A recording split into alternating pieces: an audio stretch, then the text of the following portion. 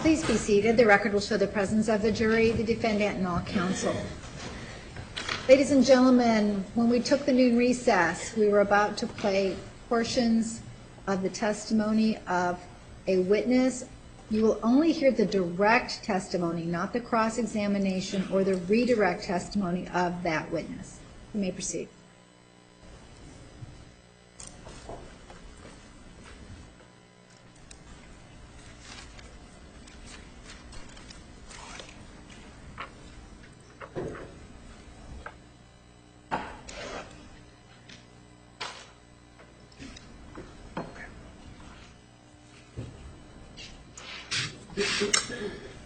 Right up here, please.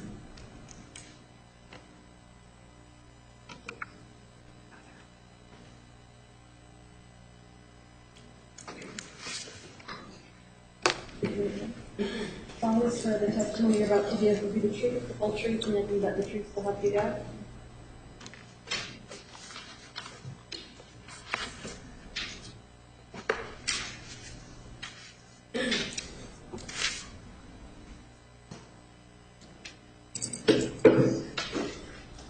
You may proceed. Can you tell us your name, please? Jodi Freeman. And Ms. Freeman, are you in school right now? I am. Where do you go to school? Brigham Young University. So you're a college student? Yes. And are you a senior? Yes, I am. In fact, were you on a mission? Yes, I just got back about 6 weeks ago. Where did you go? England. And what does a mission mean? You spend 18 months as a, not really an employee, but as a volunteer, talking to people about the Church of Jesus Christ of Latter-day Saints and the things that we believe. Okay. And so that brings me to my next question. Are you a member of the Church of Jesus Christ of Latter-day Saints? Yes. Is that a Mormon? Yes. Okay, thanks. Do you know who Daniel Freeman is? Yes, he's my brother. Stop it, please. We have a question right from now, a juror. since you're going to BYU, are you living in Utah? I'm having Yes. trouble hearing the defense. At a point in time, did you ever live in Gilbert? Yes, I lived there from, What? All right, there's difficulty hearing the questions being asked of the witness. Can we approach? Yes.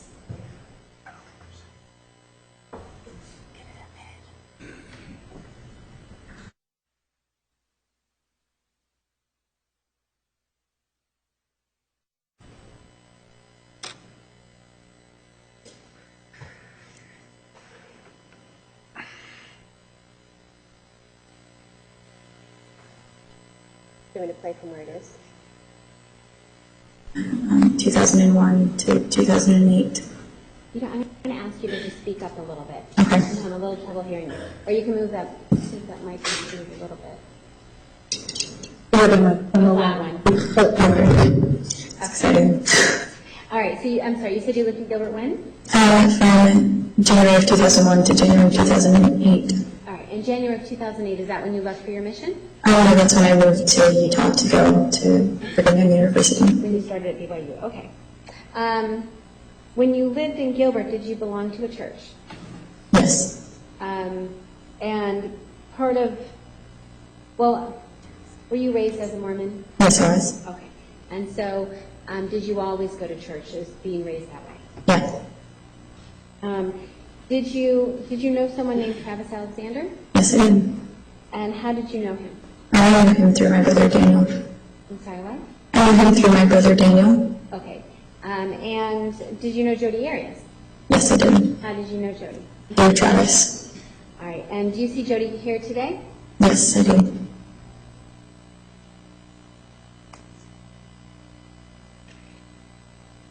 And is your brother older than you? Is your brother older than you? Yes, he is. Okay.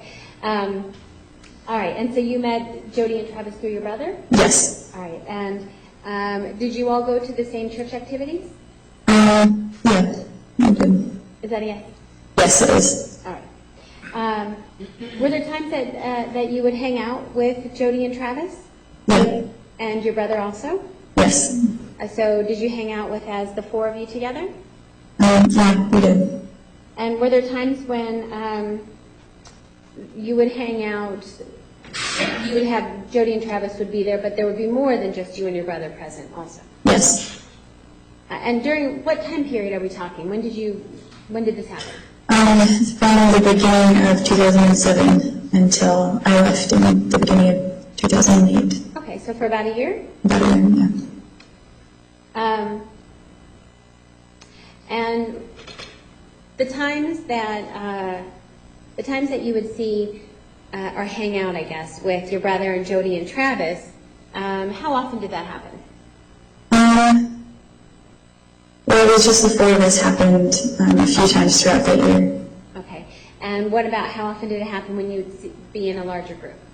I would say probably about every few weeks or so. Okay. And when you would hang out in a larger group, was that part of church activities? Sometimes it was other activities. Okay. Besides these times that you hung out together, did you also take a trip with where Jodi and Travis were there? Yes. Did you go to Havasupai? Yes, we did. And where else did you go? I also went to Sedona and Grand Canyon. Okay. When the four of you would hang out together, what kinds of things did you typically do? Let's see. Mostly I would say it was just travel. Like traveling or watching a movie or something. Traveling or watching a movie? Yeah. Okay. As far as I can recollect. I know it was several years ago. Yeah. All right. Did you have a chance to see or observe Travis and Jodi together when it was just the four of you, either on trips or just hanging out watching movies? Yes. And how did Travis treat Jodi when it was just the four of you? Very well. And what do you mean by very well? What did he do? They just seemed happy to be with each other and very cuddly and very much a couple. Was he affectionate with her? Yes. And was she affectionate with him? Yes. Did Travis ever seem to be clingy to Jodi?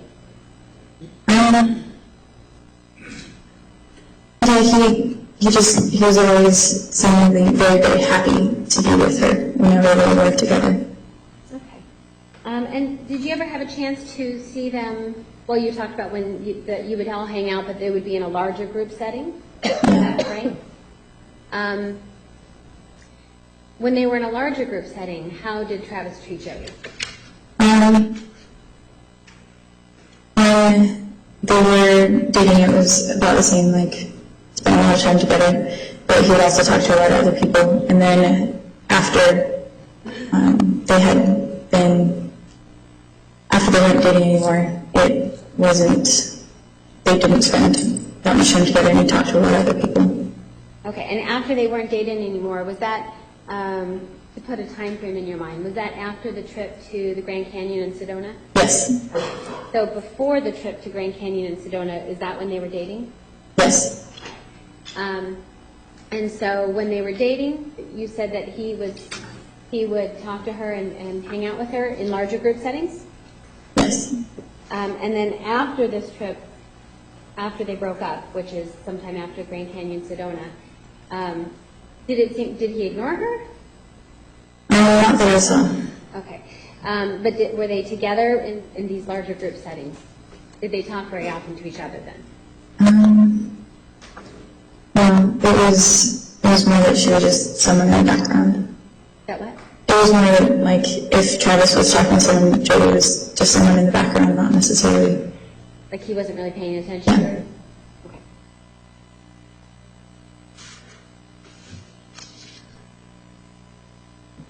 So did you have a chance to see Travis interact then with other people also? Yes. Would you characterize him as flirtatious with other girls?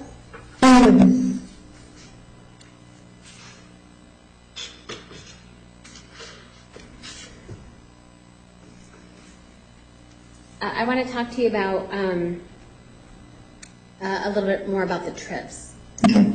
Do you remember when Grand Canyon and Sedona, when that trip was? I think it was in the summertime, around June or so, after I graduated. After you graduated? June of 2007, is that the year? Yes. Okay. And who went on that trip? Jodi, Travis, my brother, and I. So just the four of you? Is that a yes? Yes, sorry. And how did Travis and Jodi get along during that trip? Very well.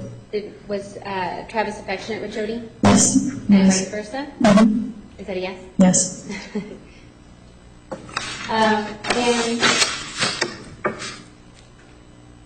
And the other trip was to where?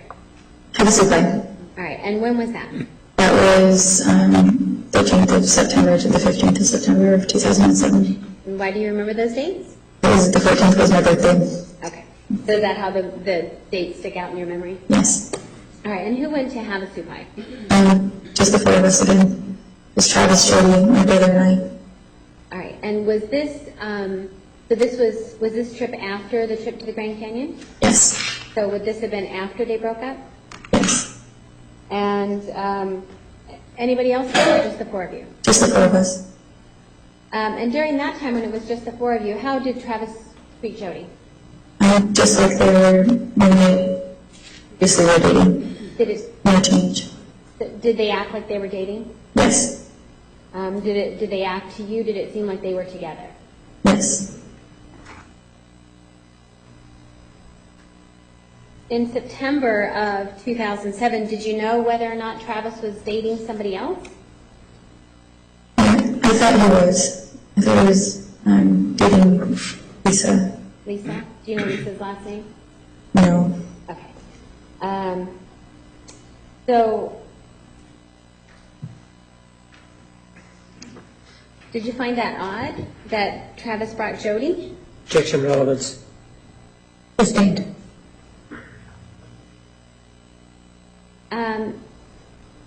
In your religion, is premarital sex allowed? No. Okay. And what's that called? It's called the law of chastity. Okay. And what about if two single people were to be traveling together? How does that appear? Not good. Not good. Okay. Is that normal at all? No, not really. And I should preface this by saying I'm speaking specifically in the Mormon faith. Yes. Okay. So, in the Mormon faith, if there's two single people traveling together, what do other people, how is that looked upon? Many people just see it as kind of odd because we try very hard not to put ourselves in situations where we might be tempted to have premarital sex and things like that. So you would normally not go on that, especially if you're dating. It wouldn't be something that would be viewed well, I suppose. I'm sorry, did you say viewed well? Yes. Okay. And you said especially if you're dating? Yeah. Why is that? Just because the temptation's higher. Okay. And the thought is to keep away from the temptation? Yes. Did Travis claim to be a virgin? Yes, he did. Is that something he talked about? Jokes about it. Jokes in what way? Hearsay. Sustained.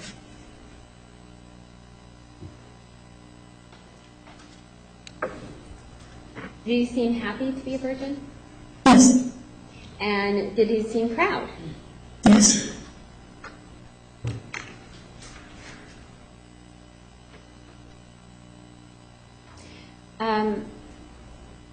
Going back a little bit to Havasupai, to the trip to Havasupai, was this an overnight trip? Yes. Do you remember? Oh, well, you said from the 13th to the 15th, right? Yeah. Okay, sorry. So that would be 2 nights? Yes. And during this trip,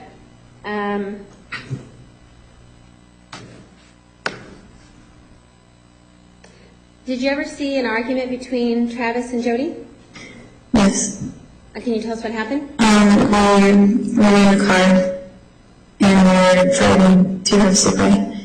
And somewhere along the way, Jodi wanted to stop and take some pictures, so she got out and took some pictures. And when she came to get back in the car, Travis drove off a little bit, and made it so she couldn't get in the car. Travis was driving a little as a joke, you mean? Yeah, as a joke. And then he stopped and she got in. And when Jodi got in,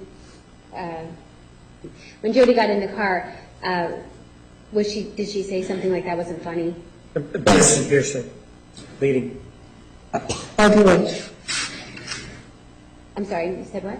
Yes. She did say that? Yes. Okay. And how did Travis respond to that? His response was, Objection, hearsay. Without telling me what Travis said, how did he respond? his response was just very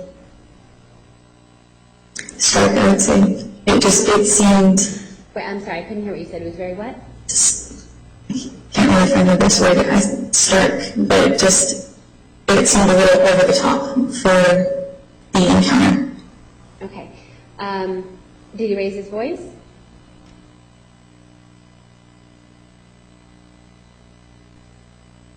Yeah. Yes, he did? Yes, he did. All right. And he had just been joking with her a few minutes before, or a few seconds before? Yes. How did you feel about his response? Objection, relevance. Sustained. Were you shocked? Yes.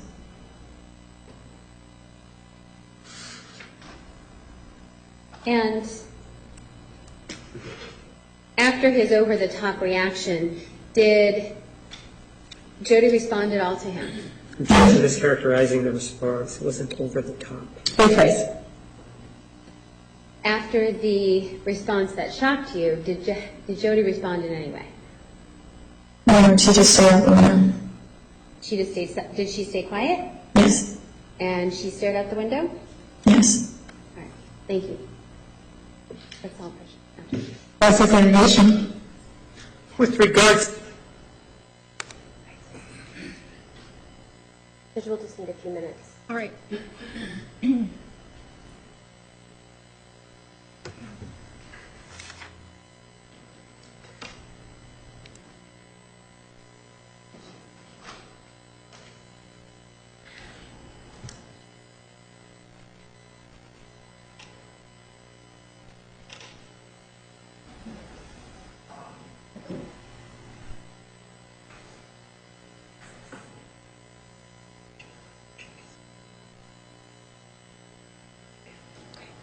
Judge, may we approach?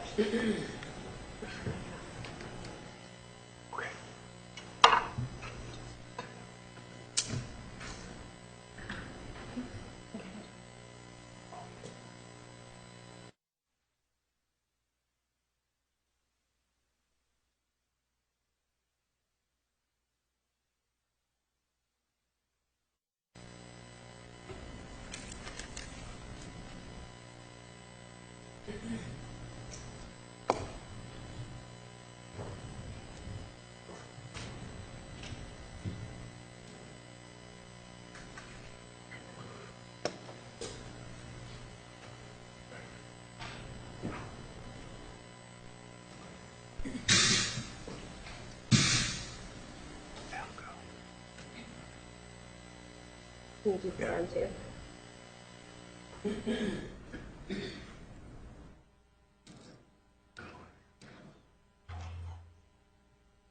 What's that? Yes, I can ask her questions. While you look. May we approach, Your Honor? Yes.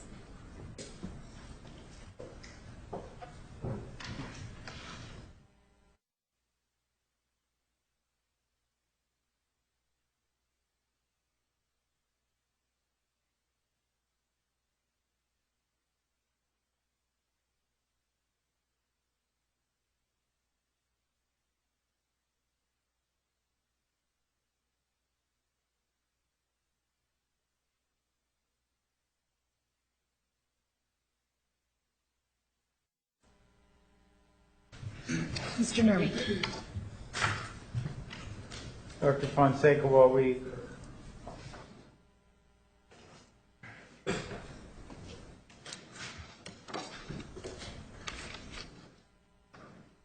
deal with some technical difficulties, I want to talk about, before lunch we talked about the insight that Dan and Desiree Freeman gave you in terms of your professional opinion about this relationship. And we've heard from Desiree now, so I want to talk to you about Desiree's testimony and what insight that gives you.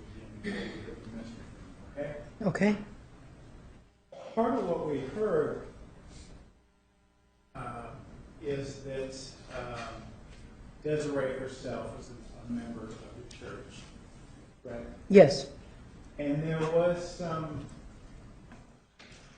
violation, or at least there was some concern that what was going on maybe didn't look so well in the eyes of the church, because it wouldn't look proper for them to travel alone in this. Yes. A man and a woman traveling alone. Right. Yes. So we see this kind of strain in terms of the relationship, the public nature of the relationship, right? Objection, leading. Sustained. Dan and Desiree Freeman had a window into the world of Travis and Jodi that others didn't have, didn't they? Oh, yes. Objection, leading. Sustained. Did they have a window into the insight of the relationship between Mr. Alexander and Miss Arias? Yes. And that window, they gave you a window on this relationship, didn't it? Objection, leading. Overruled. You may answer. Yes. And part of this relationship, the reason they had a window and the world didn't have a window is because it had to be secretive, right? Objection, leading. Sustained. Did it have to be secretive based on their religion? Objection, speculation. Overruled. Yes. Because they're doing things they weren't supposed to do for the dictates of their church, right? Objection, leading. Sustained. Were they doing things that were against the dictates of their church? Yes. You bet. Objection, And for whatever no question. Sustained. And for whatever reason, they gave Dan and Desiree an insight into that world. Yes. And this trip to have a soup-eye that Miss Freeman was talking about was one of those windows, wasn't it? Yes. We also heard a little more from Miss Freeman, too, about there being two different types of relationships that Travis and Jodi shared. One that was public and one that was private within an inner circle. Correct? Objection, leading. Overruled. You may answer. Yes. Now, you brought up earlier the concept of Dr. Jekyll and Mr. Hyde. Yes. And we talked about that in relationship to Travis and T-Dog. Correct? Yes. These issues, we see this privacy. Is that part of Mr. Hyde? Yes. Could you explain that to us? Objection asked and answered. Overruled. When we talked yesterday about T-Dog and Travis Alexander, and that T-Dog, as the Hugheses had talked about when they refer to T-Dog, T-Dog pulls for chicks. T-Dog seems to be connected to sexuality and women. When he's traveling with the Freemans, these siblings, he's doing it out of the Mormon community, out of town, away from the culture and the people that they know. And Miss Freeman testifies that she notices that Mr. Alexander is more relaxed, more himself. that, which is a very different Travis Alexander that she sees when she's back home. She sees Travis Alexander, she's not really seeing T-Dog. Mr. Alexander is, and she describes, is more trying to look like a good guy, trying to look like a good Mormon. I don't remember exact words that she was using, but something to the effect that he was trying too hard to be good, or trying hard to be good, quote unquote. I don't know if that's the exact quote, but something along those lines, that she noticed there was a distinctive difference between Mr. Alexander when they're traveling versus Mr. Alexander when he's back into this community. When he's traveling with Miss Arias, he's more public with Miss Arias, they're affectionate together, they look like they're a couple together, but when they come back over here, back in town, it's like he doesn't know her. The relationship goes underground again. In her testimony, I frankly had a little bit of difficulty hearing it, but I know that she testifies how that was confusing to her because she thought that Mr. Alexander was in a relationship or dating Miss Andrews. Objection mischaracterizes the testimony, confusing. I didn't hear the objection. Restate your question. She's mischaracterizing the testimony as she's in. Go All right. You use the word confusing. The witness never said that. All right, Mr. Nermi, ask another question.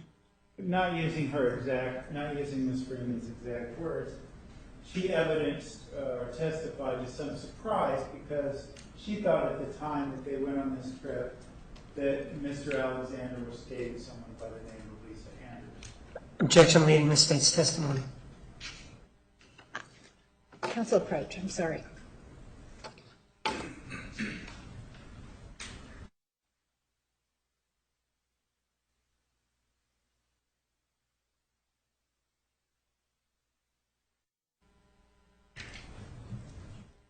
May proceed. Doctor, I'm not asking about the specifics of what Ms. Freeman said. I'm just asking during her testimony, did she express some surprise that it was Jodi rather than Lisa Andrews that was accompanying on this trip? Yes. And what was that based on? What was which based on? What was her surprise based on? You talked about that he was dating Lisa Andrews at the time. What? She was under the impression that that's who Mr. Alexander was dating was Miss Lisa. The last name is escaping me, I think. Miss Andrews? Miss Andrews. So when Miss Arias was present, she was somewhat surprised by that. Was Miss... Confused by that. Surprised by that, and she asked her brother. Vouching as to. Please continue your answer. She was surprised by not seeing Miss Lisa Andrews there, thinking that she was surprised that Miss Arias was there, thinking that Miss Lisa Andrews was going on the trip, and asked her brother about that because she was confused about why is Miss Arias here and not Miss Andrews, and I believe her brother told her it's complicated. Because Miss Andrews was who she thought Travis was publicly dating. Because There's some speculation. Sustained. Based on the materials you reviewed, do you have an understanding of who Mr. Alexander, or at least who Ms. Freeman believed he was publicly dating? well, the public Travis Alexander people. Objection non-responsive. Sustained. Who was the public Travis Alexander dating at the time that they went to have a soup up? Miss Andrews. And I think we're ready with Mr. Freeman's testimony, Your Honor. All right.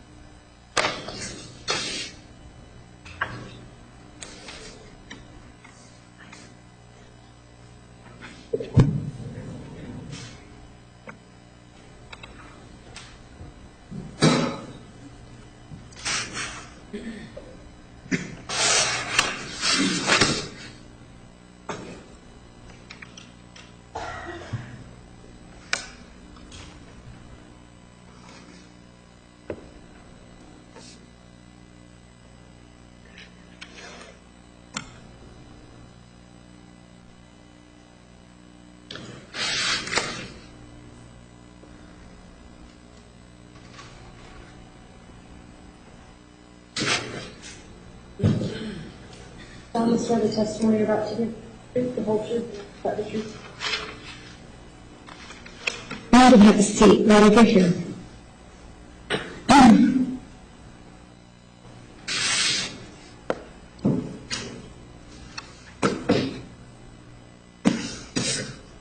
Good afternoon, sir.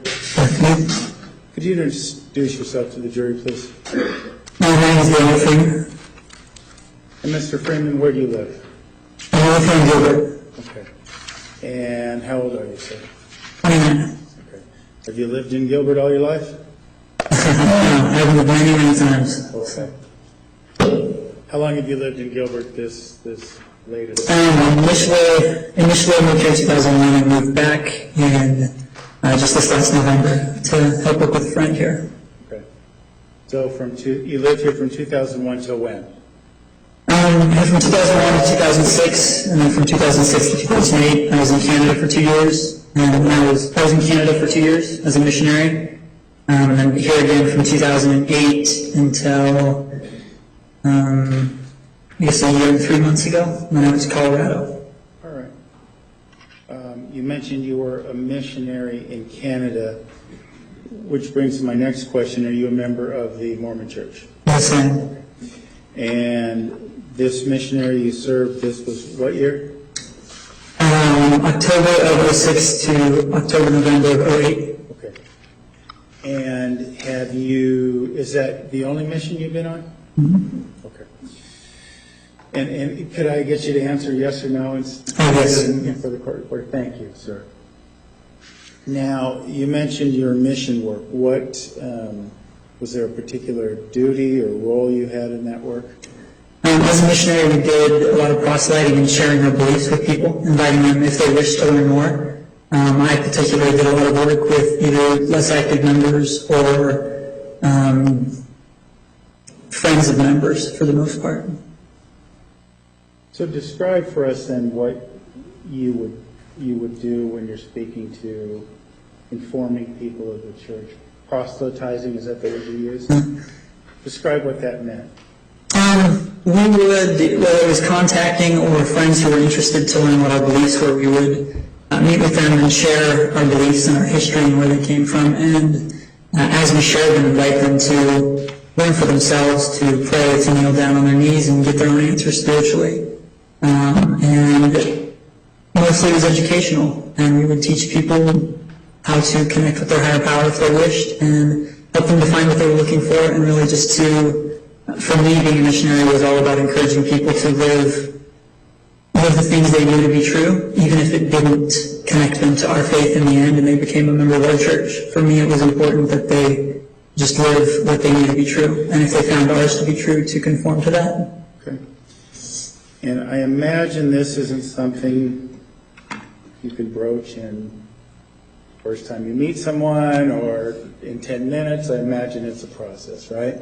Yes, it's a process. As a missionary, we broached the topic fairly quickly that that's what we were there for, because that was our purpose. Okay. But tell me about the process, if you will. Like I say, you're not going to someone and say, come to our church and baptize him and, get him back home that afternoon, right? I mean, tell us about that. Usually there would be a process of events that they would have gone through before we even met them that had made them open or interested or willing to learn or wanting to learn. And in my case, a lot of times it was members who would bring their friends to activities that we had and would introduce us and we'd talk to them and get to know them. And in that conversation, they said that they would like to know more about our beliefs, and we'd set up an appointment to go by and discuss with them and talk with them. And so initially we'd talk about the Book of Mormon, for which we're also called Mormons, and we'd talk about Joseph Smith and the history of revelation and scripture throughout the world, and then we would invite them to read some of the Book of Mormon, and we'd set up a time to come back, and then we'd talk to them about the three big questions kind of in life that everyone has is, who are we, where did we come from, why are we here, and where are we going? And so we'd answer those questions with them and invite them again to read more and to pray. And then we would talk to them specifically about the church itself and how it was organized and founded and what its purpose is and why it was here on the earth. And we'd invite them again to pray and to start to come to church. And as people showed through willingness in their actions that they were willing to progress or willing to learn more through actions of what they did, we would just continue to invite them to pray and ask them if they received an answer or spiritual promptings that they felt. And as they had, we would continue to invite them more further, ultimately ending in baptism and becoming a member of the church. So it sounds like it's some time. It takes some time. There's a lot of visits. There's a lot of, I don't know if I'm using the right word, but there's a lot of spiritual investment or introspection involved in that, right? Yes, there is. You become very good friends and with the people that you work with and teach. Okay. And it's not necessarily a process even for you as a missionary to just, put someone on to get them into church and baptize them without them reaching that point, right? That's not your No. The goal is not to bring people into the church so that they disappear or fall away. It's to help people find within themselves the desire and drive, if that's what they feel that they should do, and to do it. Okay. So as a missionary, you're not seeking to baptize someone or seeking to have them baptized until you're satisfied, if you will, that they put in the effort, they put in the introspection, they put in the work, right? No, we're seeking to baptize people who want to be a part of the church and serve within the community. Okay. Now, sir, did you know a man by the name of Travis Alexander? Yes, I did. And how did you come to know Travis Alexander? I came to know Travis through prepaid legal. I started working prepaid legal here with some of my friends, and Danny Jones and a number of others. And after we'd been working for probably several months, I don't remember, but it was the first big event that we'd gone to that was regional in nature. And at the regional event, I met Travis Alexander, Chris Hughes, and a number of other of the leaders in prepaid legal. Okay. You say leaders, was he directly connected to you in terms of the hierarchy or the teams, Mr. Alexander? He was connected to me, there was no compensation connecting us at all, no compensation benefit connecting us, but he was in, the Hughes brothers had several teams, and together they all kind of branched out, and he was in, I believe, one of the other Hughes brothers teams. Okay. And so you weren't directly underneath them, so to speak? No. And do you remember when, month or year, this meeting took place with Mr. Alexander?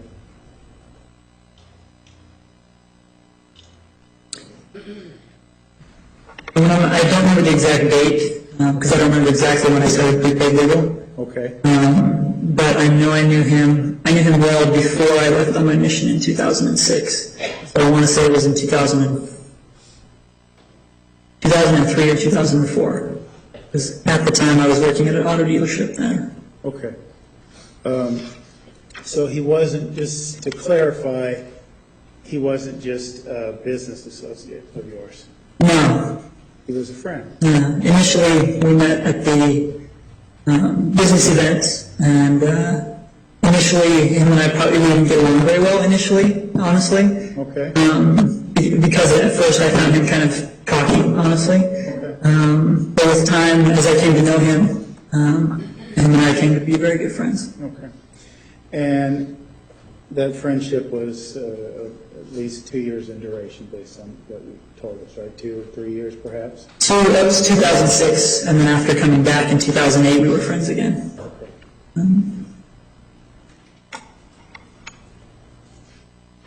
During your relationship with Mr. Alexander, did he ever introduce you to Jodi Arias? Yes, he did. Tell us how that occurred. Travis and he was going to, and I believe at this time I was roommates with him, but so we were, Travis was going to a Super Saturday event that was going on in California with Chris Hughes, and he was driving out to that, and I didn't have anything going on that weekend. He asked if I wanted to go, and so I believe it was Friday night, fairly late, we started driving over, and I met Jodi over there that night. Late that evening on the way there, he said, "Hey, I want to stop by and introduce you to somebody. We're just going to stop by and say hi." on our way to town. Okay. And you say, do you think it was, you said late in the evening, are we talking early morning, or are we talking late in the evening? Early morning, it was after midnight when we arrived there. Okay. Do you have any knowledge whether Jodi Arias was expecting your arrival? I don't think so. And what do you base that on? I remember Travis on the way over, just what he said was he was going. Hearsay. Sustained. Let me ask you this. Based on your travels with Travis to Miss Arias' home, you didn't get the indication that she was expecting him or you? When she opened the door, she was quite surprised. When she opened the door, were both you and Travis standing there, or how did that? Yes. Okay. Tell us what happened just once she opened the door. Once she opened the door, she was surprised and came out, gave Travis a hug. Travis introduced me. We went inside. She had been watching the movie The Secret. It was on the TV. Okay. And they were joking around, and I think I'd been sleeping in the car before we got there. I sat down on the couch, and they continued to talk, and I talked a little bit, and then they went off into the back, and we were still talking and laughing, and I watched The Secret for a while, fell asleep watching that, and when they came back in, I was waking up and chatted with them more. Okay. So would that be, it sounds to me like you were at the home several hours, Miss Arias' home? I don't have the exact duration, but I'd say maybe an hour, because the movie was finishing when I woke up. All right.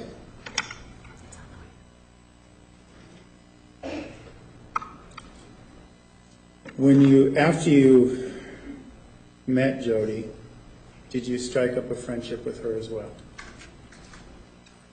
Initially, we were on friendly terms at the events that we would go to, where it was prepaid legal events, but the only time I would see her was when I was hanging out with Travis and she was there. But we became good friends in that regard. Okay. Did you also become good friends with Miss Arias independent of Mr. Alexander? Did you spend time with her on your own as well? The only time that I believe we spent not with Travis was at the times when we were all at events together, and Travis would be doing things with the leadership, and then Jodi and I and others, my sister included, would hang out and do things at the events and spend time together.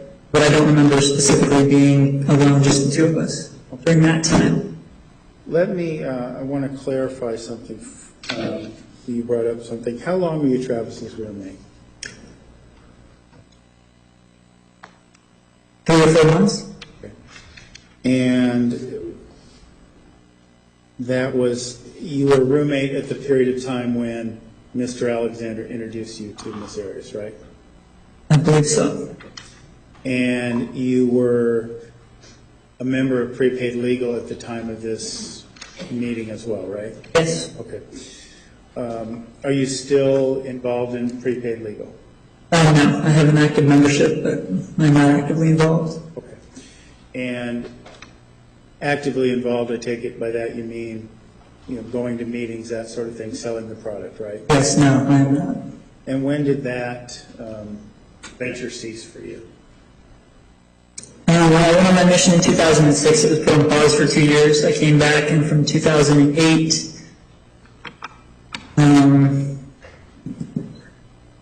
until 2009, it was in 2009 that I ceased that venture in January, I believe. Okay. Did you ever have the occasion to travel with Jodi and Travis? Yes, I did. Do you recall how many trips you took with them?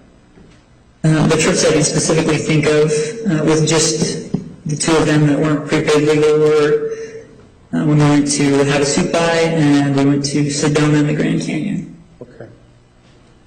As it relates, let me just first of all focus our questioning on the Havasupai trip, okay? Is that a yes? Can we Yes. ask you quick? Okay. I saw you nod, so. Do you recall when that trip took place?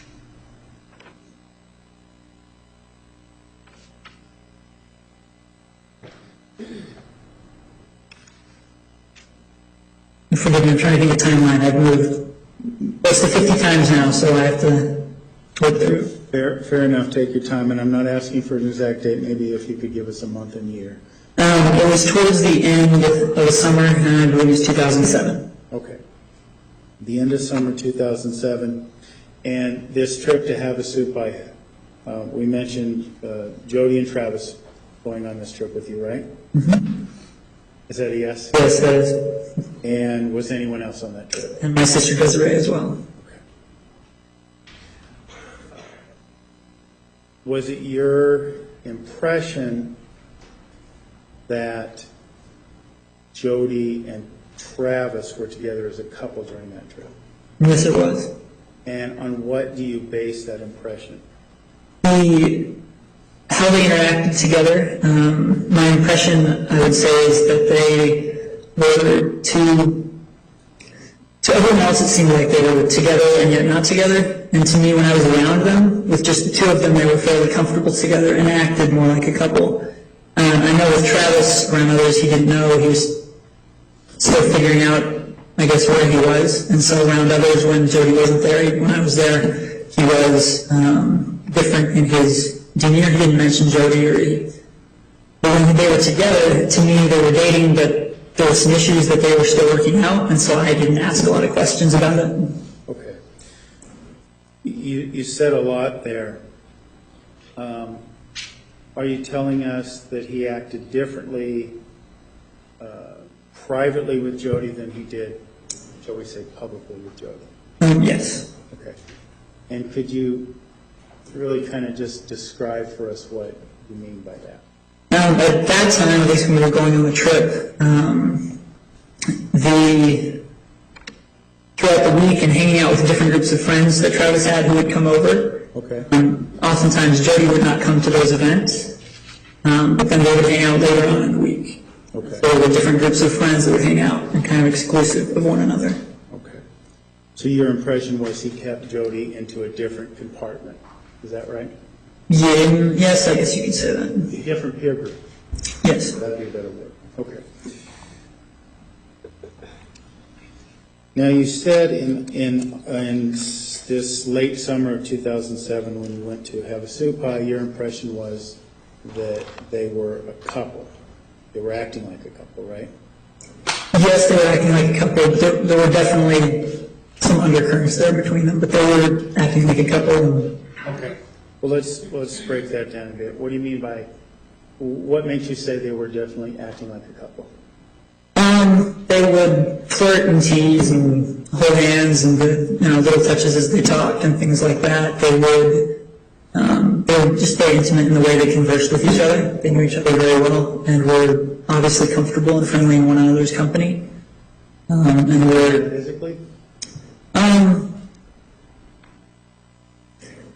They were comfortable but not overly expressive, as in touching, kissing, things like that in public, in front of other people. And you said in public in front of other people, but when you were on this trip, when it was just the four of you, were they physically expressive? Yes. They would hold hands and touch, and in the waterfalls and things when we would swim, they were in some of the pools where we'd sit, whether it's on Travis's lap or they would have their arms around each other for a photo, for a shot, things like that. Okay. And that was different than the way they acted in public? If they were at an event for the most part or a friends gathering, they weren't as, they were friends, it looked like more to me. Okay. You also mentioned there were some undercurrents going on during this trip. What do you mean by that? When we started the trip, I think of two things. I'll back up first. One is in conversations that I had with Travis, what he had said was that while he loved Jodi, he didn't know if he wanted to marry her. And so as far as dating, he said that he wanted to date other people, and yet every time they hung out, he said that they would continue to hang out and would continue to fall back into dating again. Okay. And so I knew that that was in Travis's mind. And then as we get ready to go on the trip, we had packed bags in everybody's bags. And Jodi had brought hers downstairs and set it on the table. And I had gone back up to finish getting ready.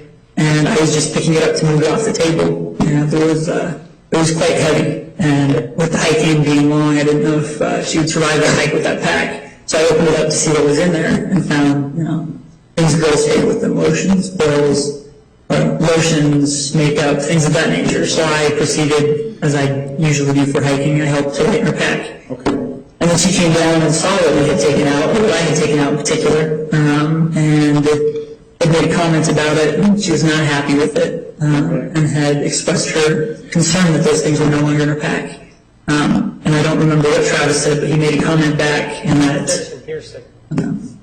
But let me ask you this. Based on your assessment of Mr. Alexander's demeanor, was he upset with Miss Arias over this backpack? Without telling me anything he said, was he angry? Was he talking loud? He did start to talk loud. It wasn't about the backpack, though. It was about the exchange between them that went on. And then she went upstairs and had started crying, and he had started raising his voice and yelling a little bit, and so they were arguing back and forth upstairs. And my sister and I sat downstairs on the couch for a while, looking at each other, and I was wondering, what did I do? And after 3, 4, 5 minutes, I went upstairs and started to talk with them and say, hey, let's calm down. Okay. And de-escalate the argument. Okay. And based on the fact that you made it there, I'm guessing eventually you got in the car and began to drive up there. We got in the car, and Travis and Jodi still weren't talking to each other. Okay. And we had suggested, well, everybody's a little tense, so let's get in the car and start to drive, and everyone will calm down as we go. And within half an hour, everyone was happy and joking and talking again. Before we move on to the Sedona trip, I want to ask you, at this time period, this late summer 2007, were you under the impression that Travis was dating someone else, not Jodi?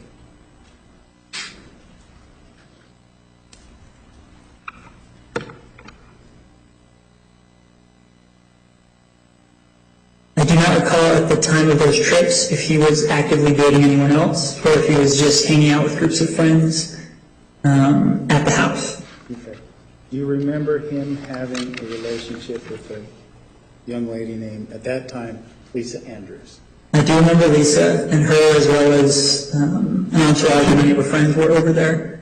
Although I do remember we went out to eat dinner, Travis and I, and Lisa and another one of her friends. We went out to eat, and I believe that was before we went on the trip. Okay. And was that sort of a double date? It was kind of a spontaneous occurrence that happened, and while there, it wasn't official. But so while there, that was my impression was, we ended up on a double date, basically. Okay. And while on this double date with Lisa Andrews and you yourself and this other young lady, was this at a restaurant, this public place? Mm-hmm. I believe we were at Denny's. Okay. And you mentioned that you kind of got the impression that Travis was or you were on a double date. Was Travis acting as if he was, or were he and Lisa acting as if they were a couple? Not as a couple, but they were flirting and talking, and Travis was making jokes, and he was making jokes and being who he was, usually around women that he was interested in, just talkative. Based on his behavior, you got the impression that he was interested in, at the very least, interested in Lisa Andrews at that point in time, right? Yes, that he enjoyed hanging out with her and spending time with her. I can't say that anything he did was specifically expressed to me that he clearly, and that he was clearly saying it, but to me, it was present there in the background. Okay. Your Honor, may we approach? Yes.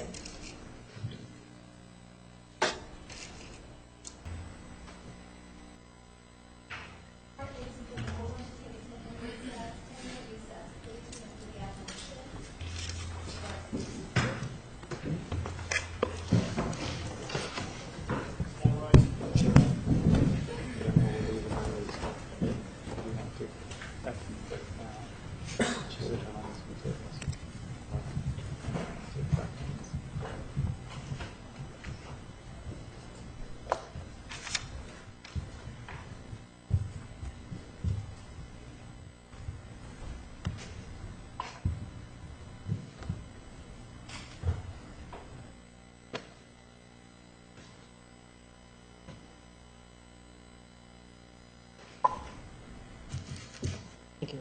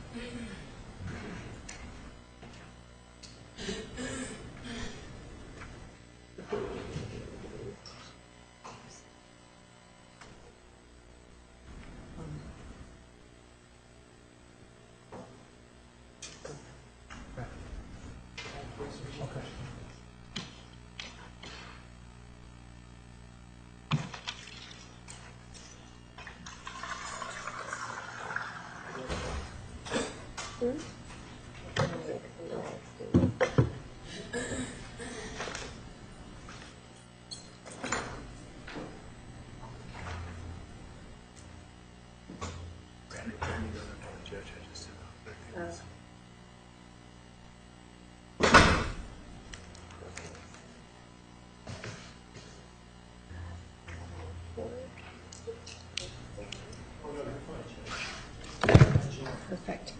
Okay. Okay, yeah. Great. Okay. You know, Mike, I'm wondering if your battery might be dying. Is it, it's low? Should I just go ahead and change them out? It's not Okay. high. I got that. It happens to mine when it slows down. And are you on the hot button? Yeah, you might be starting to die. You got batteries there? I do. Maybe this thing wasn't turned up all the way, too. Maybe that wasn't turned up. I don't know. I mean, it did just roll some, so if you want to see. That's what happened. I was yelling. I can't hear you. I think when you picked it up, you turned this far. I think because it wasn't rolled up all the way. I know you're getting tired of me complaining. You gotta make a record. I want you to do